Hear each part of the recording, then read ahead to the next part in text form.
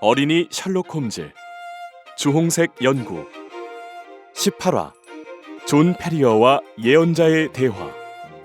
원작 아서 코난 도일, 글 테오, 오디오 제작 마고 스튜디오.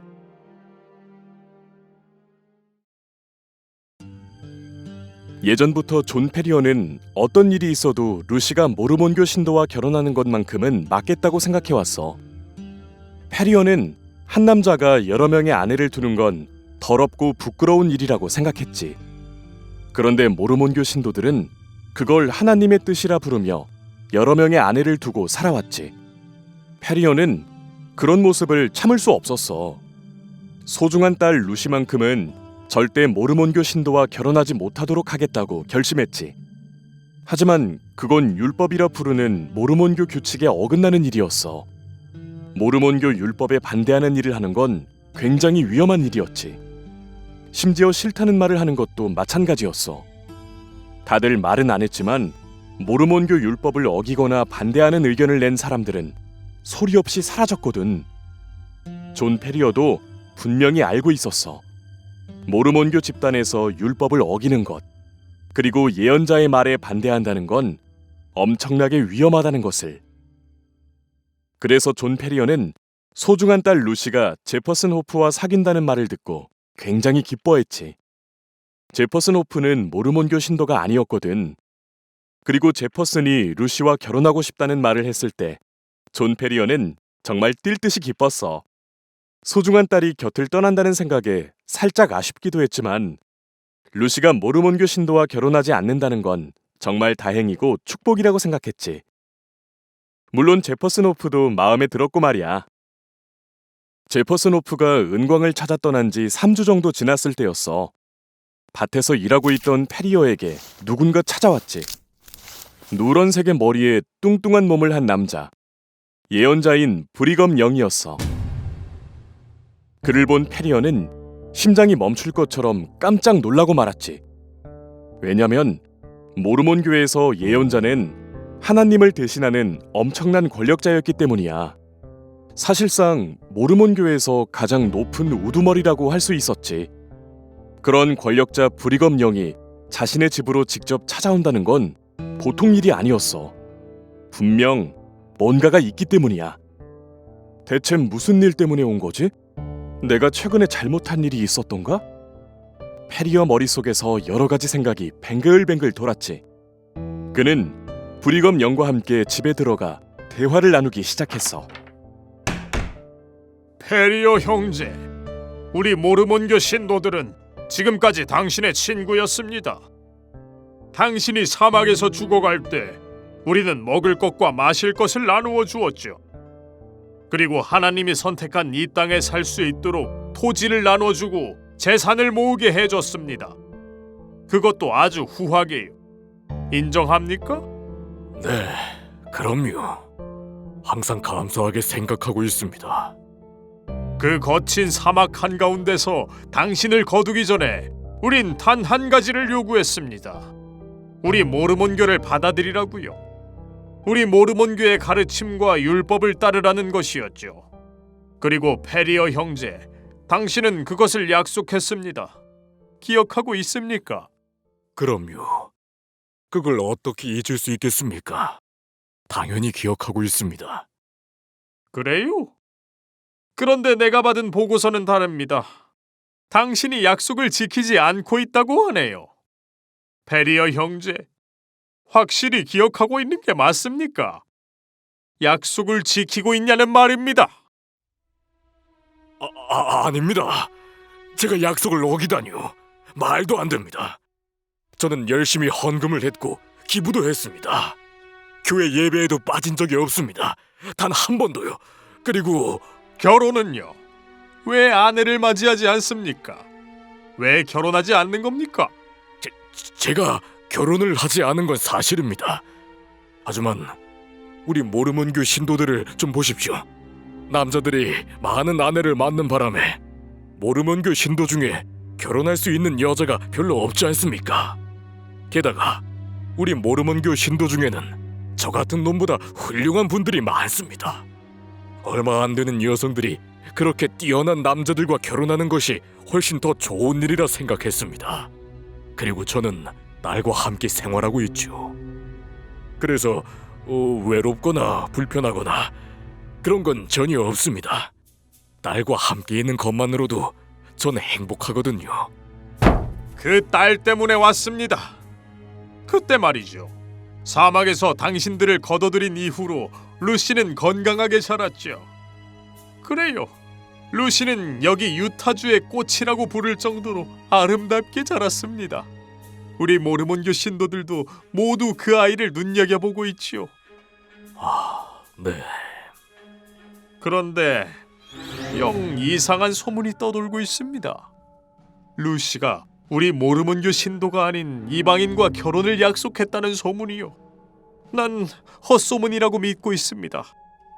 페리어 형제, 우리 모르몬교의 율법 제13조가 무엇입니까? 진정한 믿음을 가진 딸들은 하나님이 선택한 자와 결혼해야 한다. 믿음이 없는 자와 결혼하는 것은 크고 무거운 죄를 짓는 것과 같다. 알고 있겠지요? 그러니 우리 모르몬교의 신도로서 이를 꼭 지키길 바랍니다. 그게... 우리는 이번 일로 페리어 형제의 믿음을 알아볼 것입니다. 그리고 젊은 루시에게 늙은 영감들과 결혼하라는 무리한 요구를 하는 게 아닙니다. 우리 대장로의 젊은 아들 중에 선택을 하라고 할 것입니다.